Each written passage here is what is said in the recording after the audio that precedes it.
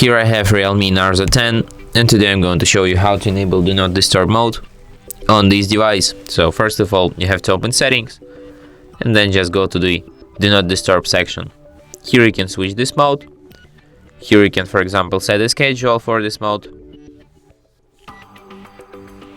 Here you can enable it to silence media when Do Not Disturb is on. You can add exceptions for this mode. For example, it could be notifications, notification drawer and other notification types, status bar, banner at screen top, lock screen notifications, notifications badge. It could be messages from anyone, from contacts only, from shared contacts, or from nobody. The same goes for calls, and there's also an option ring for repeat calls. A second call from the same number within 3 minutes will not be silenced. And that's it. Thanks for watching. If you find this tutorial useful, don't forget to hit that like button and subscribe to our channel.